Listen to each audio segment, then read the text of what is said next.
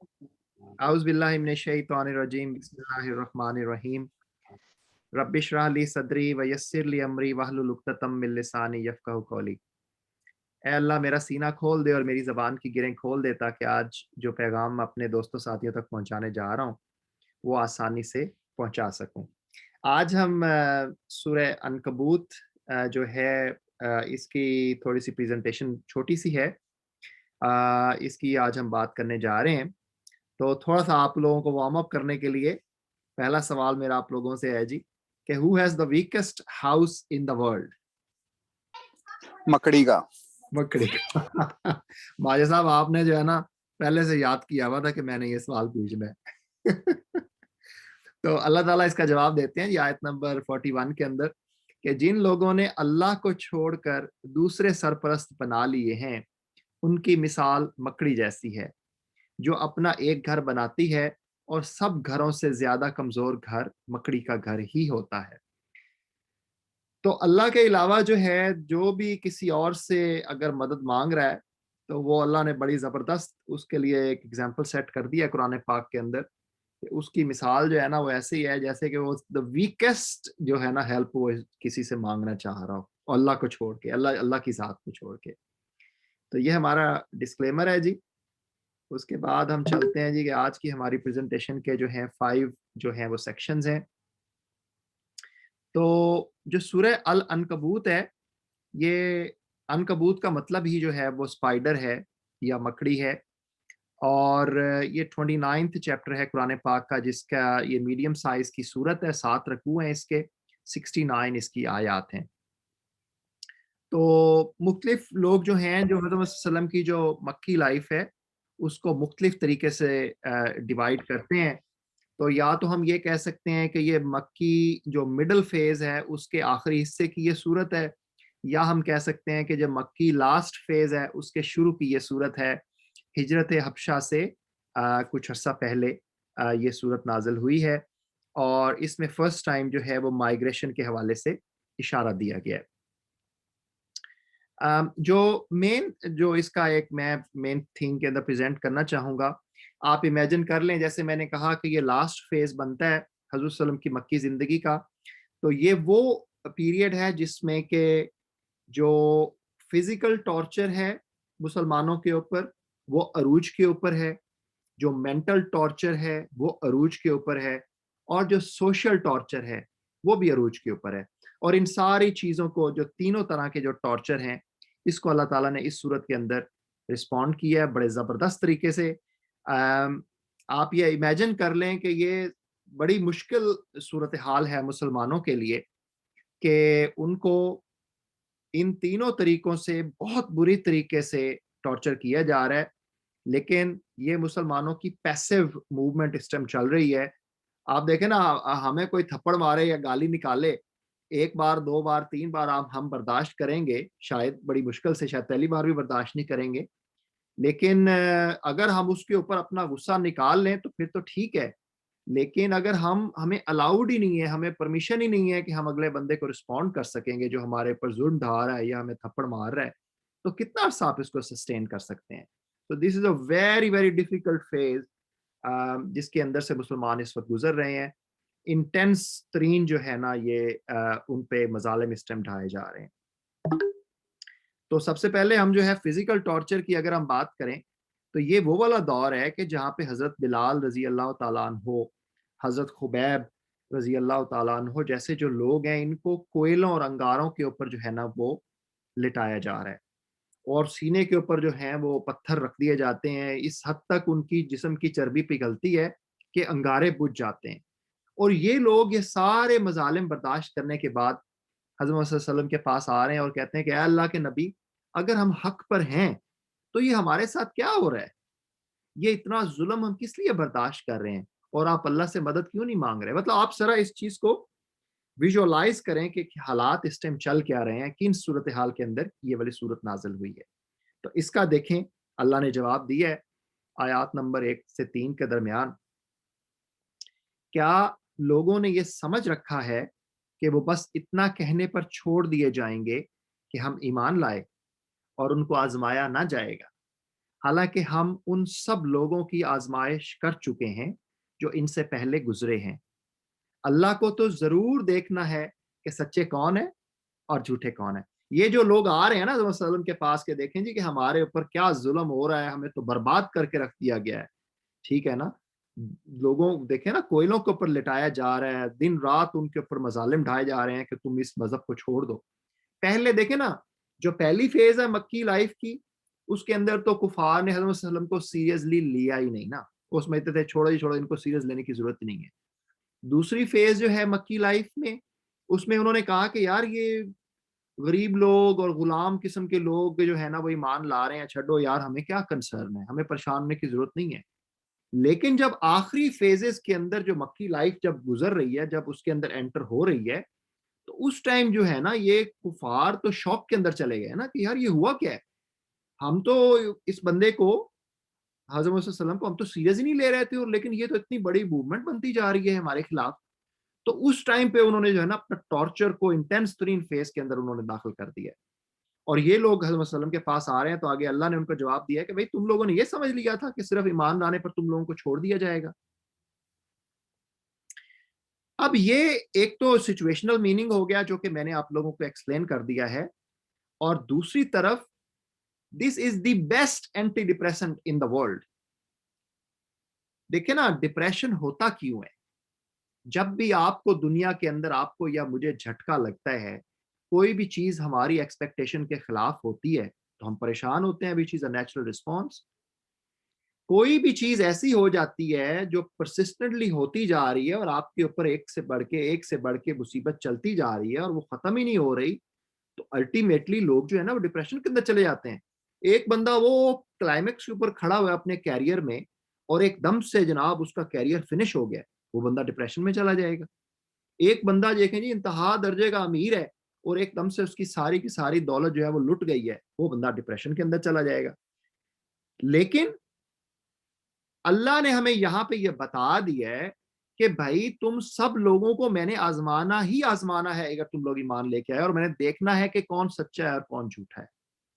اگر یہ چیز ہم اپنے دل و دماغ کے اندر کندہ کر لیں، اس کو سٹیمپ کر لیں اپنے دلوں کے اندر، تو جب بھی ایک مصیبت آئے گی ہمارے اوپر، ہم اس کو اپنے گلے لگا لیں اور ہم کہیں گے کہ یا اللہ ہمیں اس آزمائش کے اندر کامیاب کر دے، ہمیں فیل نہ کرنا۔ تو کویسچن ہی پیدا نہیں ہوتا کہ ہمیں کبھی بھی کسی جو ایمان والا ہے، جو مومن ہے، اس کو کبھی ڈپریشن ہو جائے۔ اس وقت تک کہ تب تک کہ آپ اللہ اور اللہ کے رسول کو اپنے ساتھ رکھیں اور ایمان کی حالت میں رہیں گے، تو you can never have depression, کیونکہ اللہ نے آپ کو آلریڈی بتا دیا ہے، پرچہ آلریڈی لیک کر دیا ہے کہ بھائی میں نے تم لوگوں کو آزمانا ہی آزمانا ہے۔ تو میرے خیال کے مطابق this is the best antidepressant in the world, یہ والی جو آیت اللہ تعالیٰ نے نازل کر کے ہمیں بتا دیا کہ یار یہ ہونا ہی ہونا ہے۔ اب دوسری طرف جو ہے حضرت سعد بن ابی وقاص جیسے لوگ ہیں جن کو سائیکولوجیکلی ٹارچر کیا جا رہا ہے، جب وہ ایمان لے کے آئے ہیں تو ان کی والدہ نے انہیں کہا جی کہ بھائی بیٹا جب تک تو اپنے باپ دادا کے ریلیجن پہ واپس نہیں آئے گا میں کھانا پینا چھوڑ دوں، میں کھانا پینا نہیں کروں۔ تو اس چیز کو اللہ تعالیٰ آیت نمبر 8 کے اندر رسپونڈ کر رہے ہیں کہ ہم نے انسان کو ہدایت کی ہے کہ اپنے والدین کے ساتھ نیک سلوک کرے، لیکن اگر وہ تجھ پر زور ڈالیں کہ تو میرے ساتھ کسی ایسے کو شریک ٹھہرائے جسے تو نہیں جانتا تو ان کی اطاعت نہ کر۔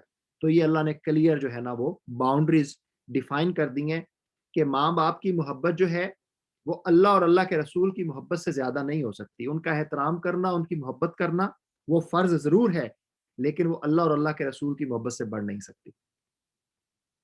تیسرے نمبر پہ سوشل پریشر آ گیا جی، کہ یہ جو بڑے بڑے سرداران ہیں قریش کے، وہ کہہ رہے ہیں کہ بھائی چھوڑو یار، یہ تم کس کے پیچھے پڑ گئے ہو، تم آؤ واپس جو کام کر رہے تھے، جو ہمارا سسٹم چل رہا تھا اس کو چلاؤ، اور ہم ذمہ داری لیتے ہیں، تمہیں کچھ بھی نہیں ہوگا۔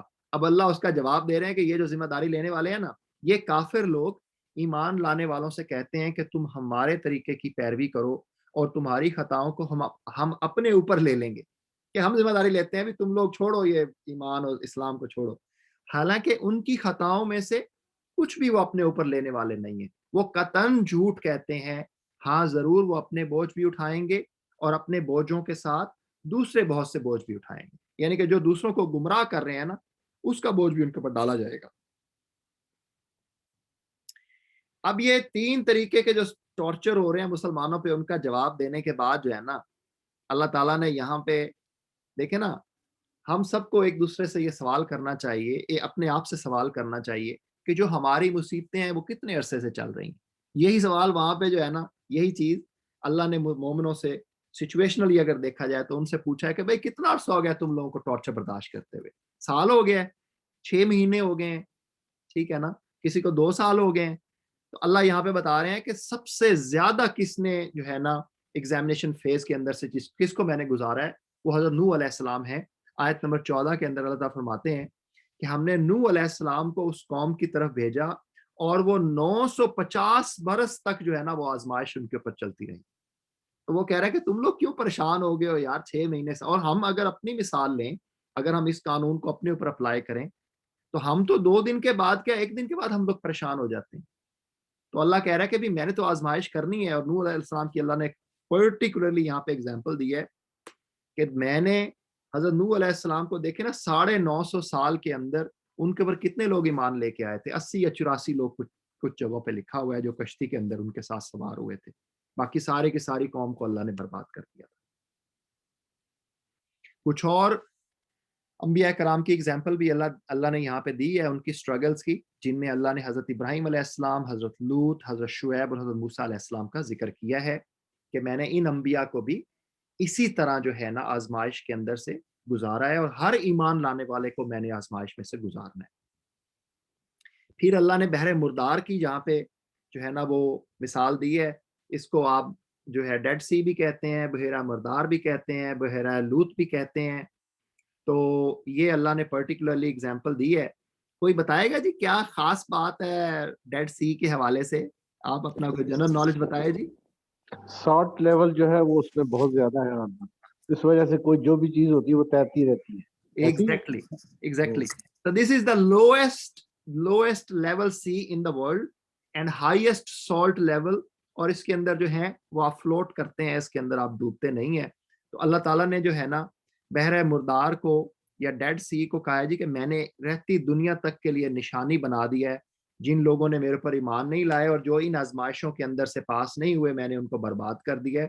اور ہم نے اس بستی کے لیے ایک کھلی نشانی چھوڑ دی ہے. یہاں پہ بحر لوط کی، بحر مردار کی بات کی جا رہی ہے. اب یہ ساری کہانیاں اور یہ سارا کچھ اللہ نے جو بتایا ہے نا، اللہ کہہ رہے ہیں کہ ان چیزوں کو سمجھے گا کون، ان کو کون انڈرسٹینڈ کرے گا. یہ مثالیں ہم لوگوں کی فہمائش کے لیے دیتے ہیں، مگر ان کو وہی لوگ سمجھتے ہیں جو علم رکھتے ہیں.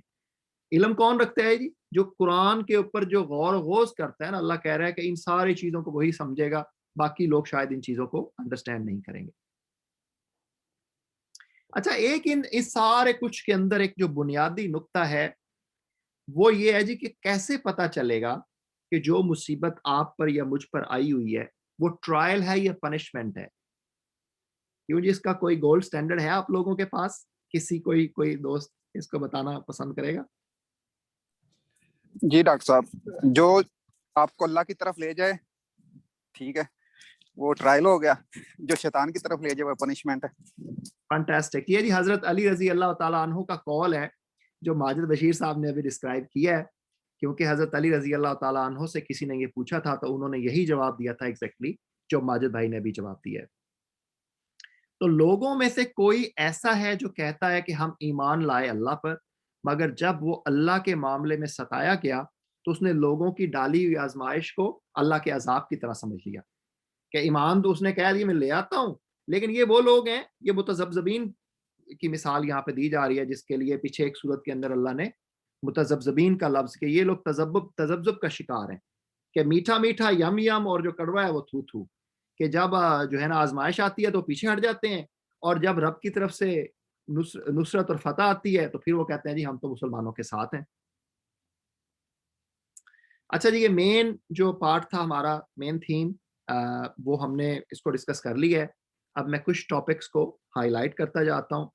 تو قرآن پاک کے حوالے سے آیت نمبر 45، یہ چند ایک آیات میں سے ایک آیت ہے جس میں خاص طور پہ قرآن پاک کی تلاوت کے حوالے سے بات کی گئی ہے، ورنہ جنرلی قرآن میں جہاں پر بھی ہے وہ قرآن کو انڈرسٹینڈ کرنے کے حوالے سے زیادہ ترغیب دی گئی ہے.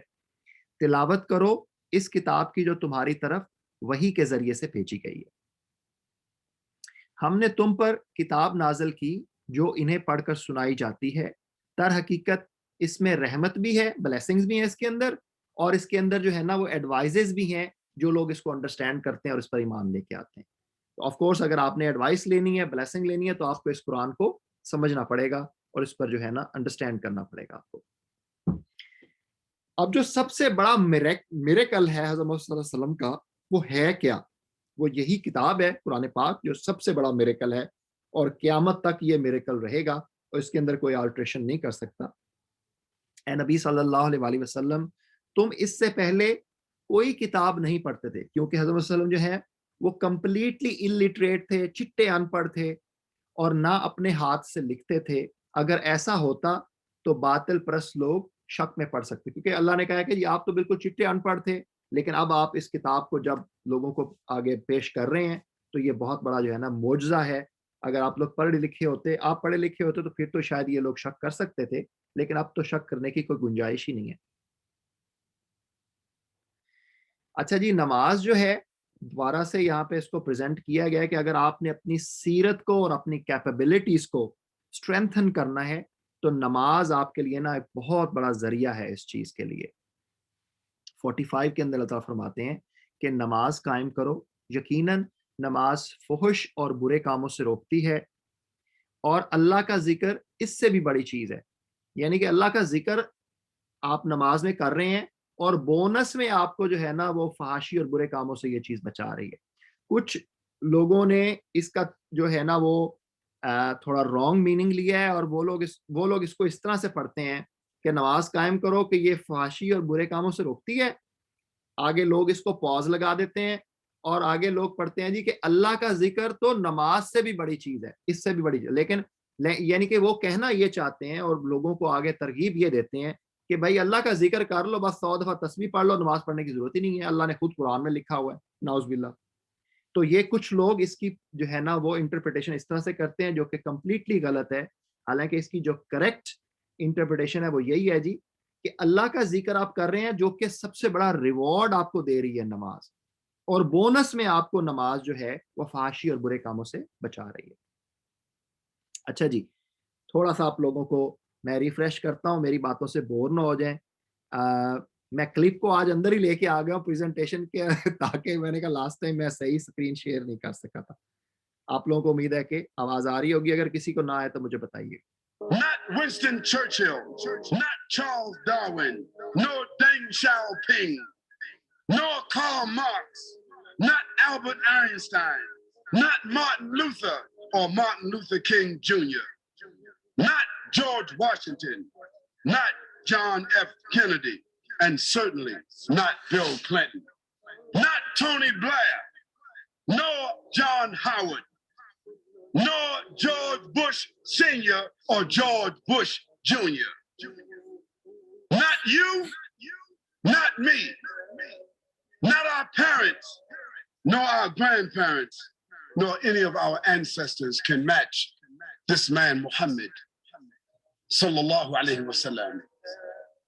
To the non-Muslims, I say to you, go home and read about Muhammad sallallahu alayhi wa sallam tonight, if you dare. If you're not afraid of change, because if you read about Muhammad sallallahu alaihi wasallam with an open heart and an open mind, there's a chance that love for this man and respect for this man will come into your life, come into your heart, come into your mind, come into your family and your home, and you also may want to be a follower of Muhammad sallallahu alaihi wasallam. And if you should choose to do so, you will never elevate his name. You will never increase any blessings to his ummah, but you will benefit your own selves. And so we invite you to embrace, to understand, to respect that man Muhammad sallallahu alaihi wasallam and his message. چلیں جی، تھوڑا سا آپ لوگ fresh ہو گئے ہوں گے. تو اس صورت کے اندر جو گولڈن پرنسپل ہے کسی کو بھی دین کی بات آگے کرنے کا، یا کسی اور ریلیجن کے بندے سے اگر آپ بات کر رہے ہیں تو اس سے کس طریقے سے بات کرنی ہے اور یہ سیم سبجیکٹ ہے جو پیچھے بھی ریپیٹ ہو چکا ہے, دوبارہ سے یہاں پہ پریزنٹ کیا گیا ہے کہ اہل کتاب سے بحث نہ کرو مگر عمدہ طریقے سے, سوائے ان لوگوں کے جو ان میں سے ظالم ہو, اور ان سے کہو کہ ہم ایمان لائے ہیں اس چیز پر بھی جو ہماری طرف بھیجی گئی ہے اور اس چیز پر بھی جو تمہاری طرف بھیجی گئی ہے, یعنی کہ جو کتابیں پہلے نازل ہوئی ہیں, جو نبی پہلے آئے ہیں, یا جو کتابیں اب نازل ہوئی ہیں اور جو ہمارے نبی ہیں, ہم اس پر ایمان لے کر آتے ہیں, اور ہمارا اور تمہارا خدا ایک ہی ہے اور ہم اسی کے فرما بردار ہیں.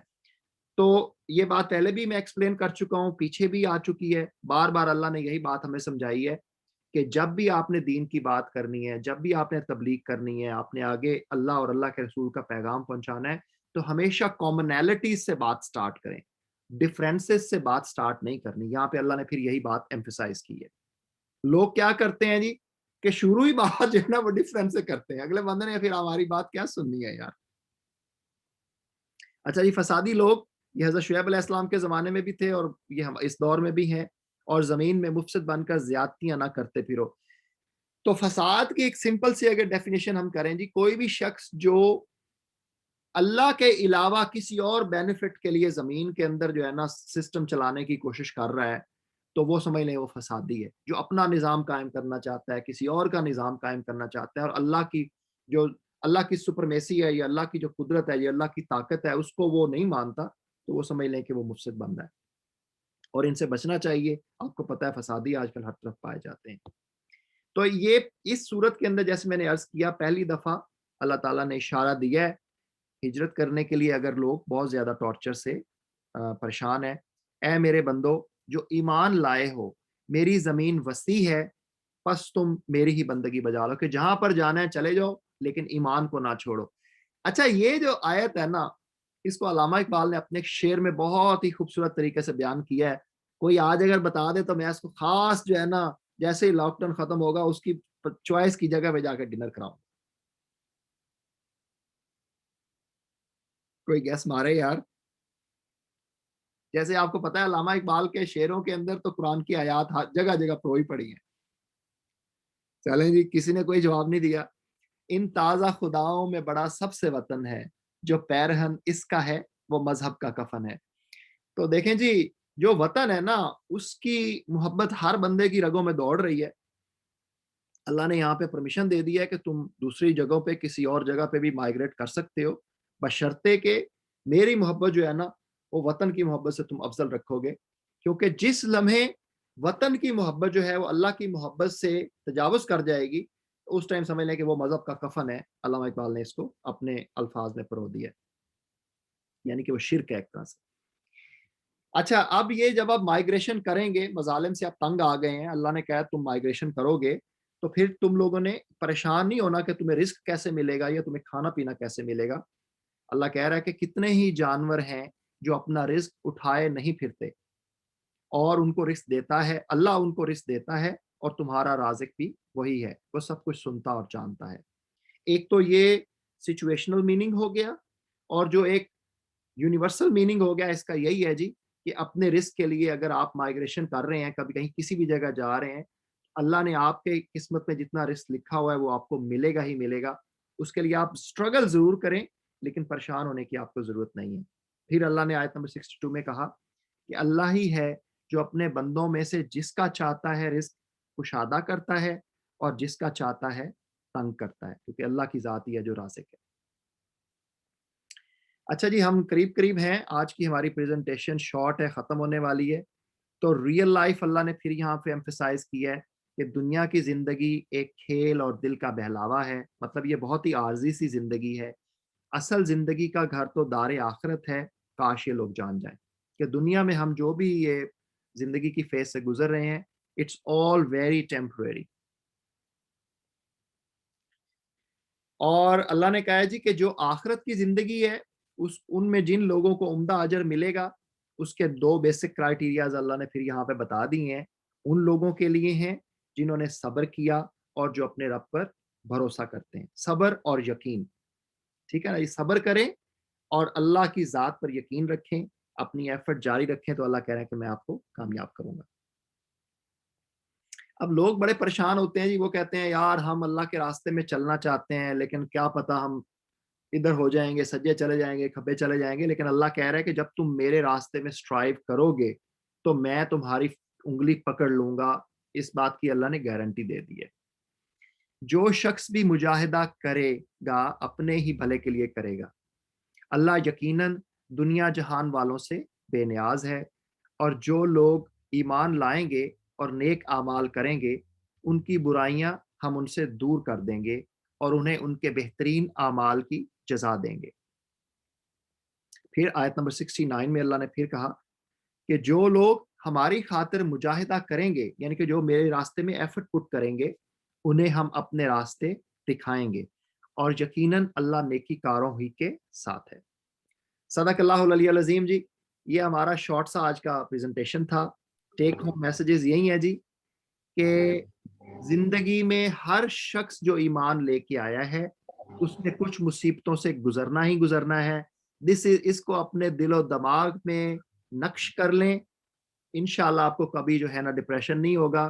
جب بھی آپ پہ کوئی مصیبت آتی ہے اس کو بس امبریس کر لیں اور اپنے رب و رسول کو ساتھ رکھیں. دوسری بات یہ جی کہ جب آپ اللہ کے راستے پہ چلیں گے اپنی نیت صاف رکھ کے, تو اللہ نے گارنٹی دے دی ہے کہ اللہ کہہ رہا ہے میں تمہیں گائیڈ کروں گا. اور باقی دو باتیں وہی ہیں کہ اپنے پیرنٹ سے بھی محبت کریں, اپنے وطن سے بھی محبت کریں, لیکن یہ محبت جو ہے وہ اللہ کی محبت سے کسی لمحے تجاوز نہیں کرنی چاہیے. تو صدق اللہ علیہ العظیم. جی میں نے جو بھی باتیں بتائی ہیں اللہ تعالیٰ اس کو سمجھنے کی, اس پر عمل کرنے کی اور اسے آگے پہنچانے کی ہمیں توفیق عطا فرمائے. جو بھی میری غلطی ہے اس کے لیے آپ ساتھیوں سے اور اللہ کی ذات سے میں معافی چاہتا ہوں. Open for discussion and question. اگر آپ لوگوں کے کوئی کمنٹس ہیں, کوسچنز ہیں, تو let's talk about it and close the session for today. جزاک اللہ خیر ڈاکٹر صاحب, thank you very much. Thank you Majid بھائی, تھینکس فار جوائننگ. بہت شکریہ ڈاکٹر صاحب, جزاک اللہ خیر. تھینک یو عمر بھائی. آج کل میں غیر حاضریاں لگا رہا ہوں, پتہ ہے نا کس کی؟ بالکل بالکل. عمر بھائی میں شاہد بھائی کی غیر حاضریاں لگا رہا ہوں. خیر میں سمجھ گیا ہوں. چلیں جی, اس کے ساتھ ہی آج کا سیشن ہم کلوز کرتے ہیں. اگر کسی دوست نے کچھ اور تیار کر لیا نیکسٹ ویک تک تو please let me know, otherwise میں سورہ روم کے ساتھ انشاءاللہ اسی ٹائم پہ آپ لوگوں کی خدمت میں حاضر ہوں گا. السلام علیکم. وعلیکم السلام. وعلیکم السلام. Thank you. وعلیکم السلام.